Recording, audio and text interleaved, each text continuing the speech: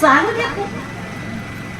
तिरुपती बालाजी तुम्ही पाहिलं असेल, तिथं डोक्यावरचे केस ते आपण म्हणतो नाही नाही मी तिरुपतीला गेलो कटिंग करून आलो. तुम्ही जे तिरुपतीला केस काढता, तुम्ही आता गावात खेड्यात आपण पाहतो ते किती 500 रुपये छटाके बनवतात. केस किती 500 रुपये छटाक. ते लोक हिंडतील कारण केस 500 रुपये छटाक. मग तुम्ही सांगा केस जर 500 रुपये छटाक, तर त्या तिरुपतीमध्ये भोत भरते कापसाचे, असे क्विंटलचे क्विंटल कापसाचे कसे भोत भरतो तसे केसाचे भोत भरले जातात आणि त्याचे ट्रकचे ट्रक लोड होतात. तुम्ही सांगा किती पैसा होत असेल. तुम्ही म्हणता मी देवाला अर्पण केले केस, त्या केसांवर कोट्यावधी रुपयांचा व्यापार चालतो, कोट्यावधी. आणि आपण म्हणतो नाही मी देवाला अर्पण करू. येणे तुम्ही केस काय देवाला अर्पण करायची वस्तू आहे? केस अर्पण करायची.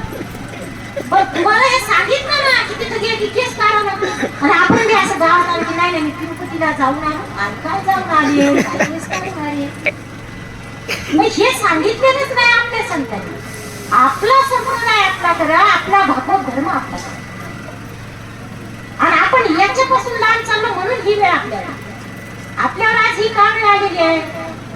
किंवा काही जे बाहेरून आलेले लोक आहेत हे कोट्यावधी रुपये महाराष्ट्रात येऊन द्यायले, कारण आपल्याला आपला विचार आपले संत कळलेच नाही.